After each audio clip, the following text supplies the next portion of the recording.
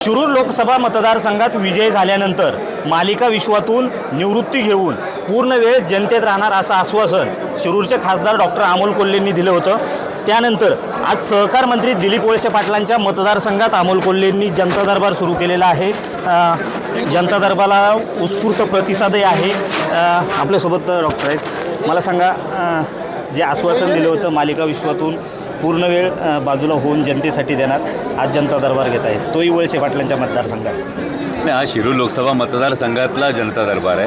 हा कोणाच्या मतदारसंघात असं स्पेसिफिक नाही, पण हा शिरूर लोकसभा मतदारसंघामध्ये परवा हडपसरमध्ये जनता दरबार झाला, आज आंबेगावमध्ये जनता दरबार आहे, उद्या जुन्नरच्या सगळ्या प्रकल्पांचा आढावा आहे, त्यानंतर पुढच्या आठवड्यात भोसरीमध्ये जनता दरबार आहे। तर मला वाटतं या मायबाप जनतेनं पुन्हा लोकसभेत काम करण्याची संधी दिली आहे आणि स्थानिक स्वराज्य संस्थांच्या निवडणुका गेली अनेक वर्ष झालेल्या नसल्यामुळे सर्वसामान्य नागरिकांची ही प्रचंड गैरसोय होते। छोट्या छोट्या गोष्टींसाठी शहरी भागातसुद्धा होते, तशी ग्रामीण भागातसुद्धा होते आणि त्यामध्ये ज्या जनतेनं आपल्याला निवडून दिले त्यांचा एक प्रतिनिधी या नात्यानं जनता आणि प्रशासन याच्यामधला दुवा होण्याचं फक्त मी काम करतो।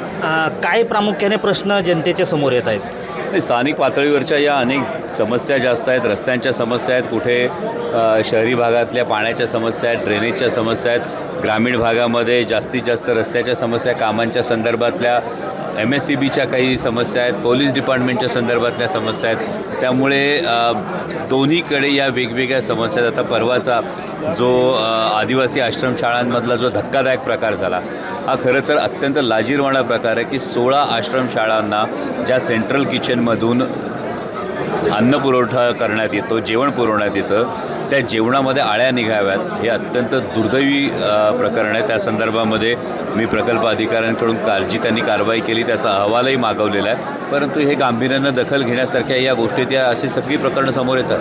खरं तर आंबेगाव विधानसभा मतदारसंघात आत्तापर्यंत ज्या बैठका झाल्या वळसे पाटलांच्या, शासकीय अधिकारी प्रामुख्याने उपस्थित राहिले। आज तुमच्या दरबारालाही सर्व शासकीय अधिकारी उपस्थित राहिलेत। जनतेचे प्रश्न सोडवणे कितपत सोपं होतं हे सगळे? नक्की शासकीय अधिकाऱ्यांची ह्या उपस्थितीबद्दल मी खरं तर मनापासून त्यांचा आभारही मानेन, कारण सर्वसामान्य जनतेचे प्रश्न जागच्या जागी सोडवण्याच्या दृष्टीनं अधिकाऱ्यांच्या उपस्थितीचा हा नक्कीच फायदा होतो आणि प्रश्न जागेवर सुटत आहेत। इथं आल्यानंतर काही समस्या सोडवल्या जात आहेत का? काय साहेबांकडून योग्य तो न्याय मिळणे या अपेक्षेने सर्व ग्रामस्थ येतात आणि मला तर पूर्ण आशा आहे माझं नक्की काम होईल। नक्कीच नागरिकांना या ठिकाणी आल्यानंतर आपलं काम होईल ही अपेक्षा आहे।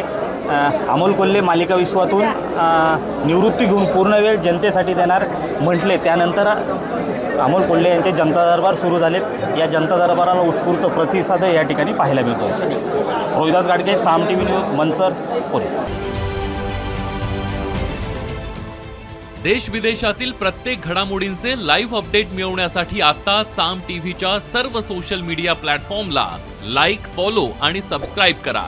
तसंच सर्व नोटिफिकेशनसाठी बेल आयकॉन प्रेस करायला विसरू नका।